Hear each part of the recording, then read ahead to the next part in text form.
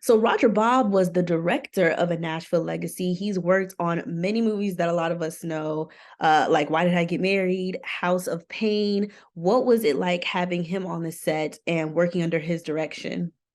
Roger Bob was amazing. Honestly, it was my first time working with him. I knew his resume, and I was just overall so pleased. He was a true leader. And I said this to him that it was one of the kindest sets that I had ever been on. Everybody was so happy and so warm.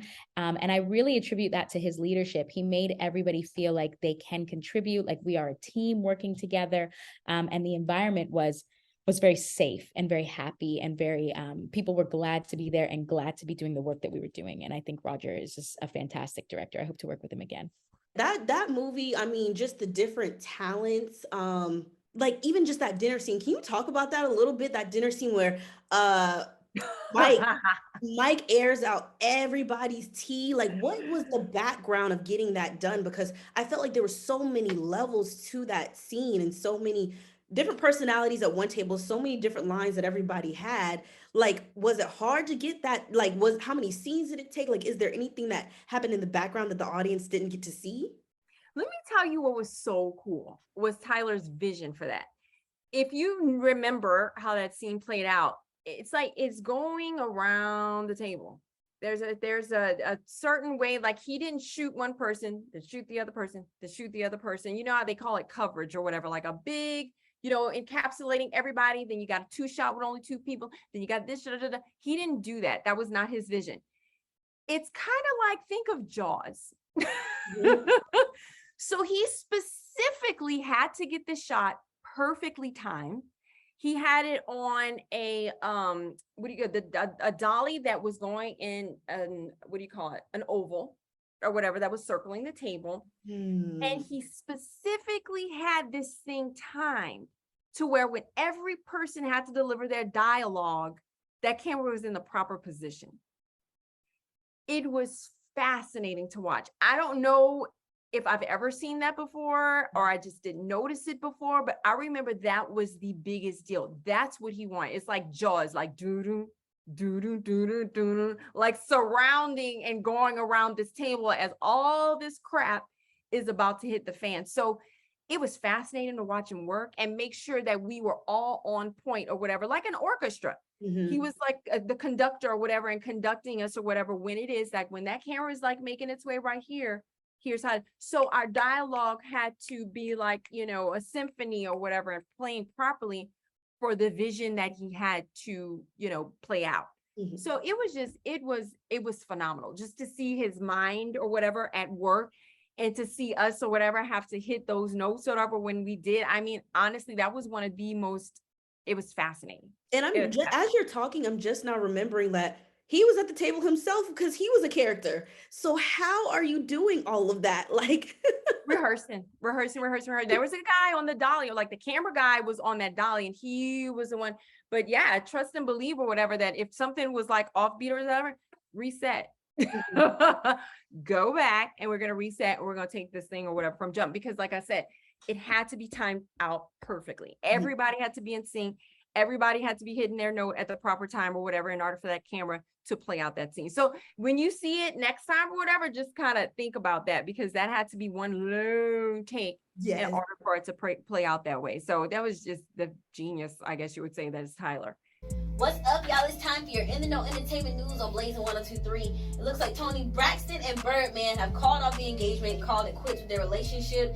Toni Braxton put on her Instagram, starting a new chapter isn't always an easy choice, but always choose to be chosen. Cheers to a new year. And Birdman, he went on his Instagram, deleting every image on his Instagram. Actually, Toni Braxton did that as well.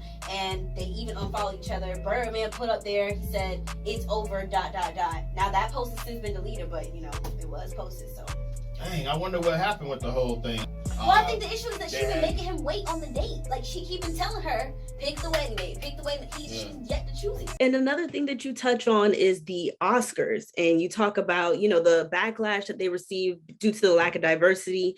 as well as what categories they're placing us. I think last year there was a situation with Daniel Kaluuya and Lakeith Stanfield, and they were placed in the best supporting actor when people felt like they were the stars of the film of Judas and the Black Messiah.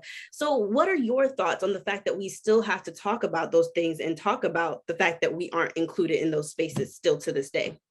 I mean, there are so many issues that are race related when it comes to show business. It's really a very hard nut to crack, and everything is changing all the time and fast with all of the new streaming programs. They haven't set up new guidelines for how things are governed, how people are paid, what's not legal, what is legal. So that's like a small issue, whether or not they get us in the right category compared to how they're handling pension funds for actors and how they're cutting off insurance for actors, when at one point it was promised that they would be insured once they were vested. There are so many problems that people don't even know about. So I saw in a previous interview, you said you hadn't seen the original Power series before you came onto the cast. Have you seen it yet?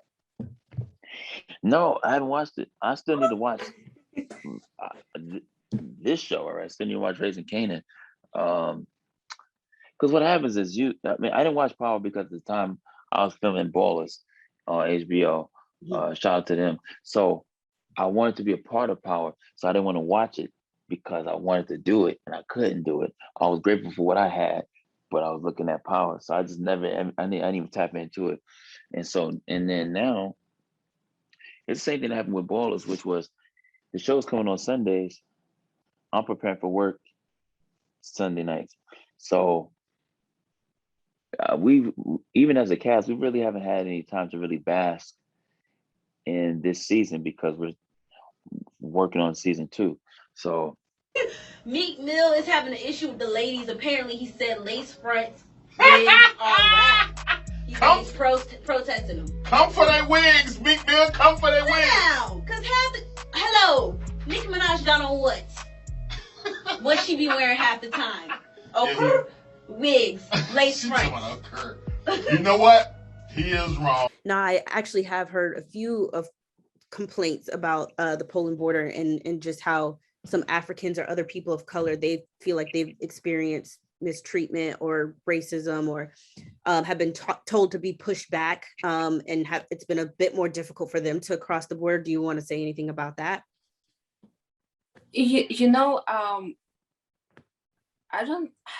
I never heard anything about this, but at this point, this is the war. Everybody has to unite. Everybody has to help each other.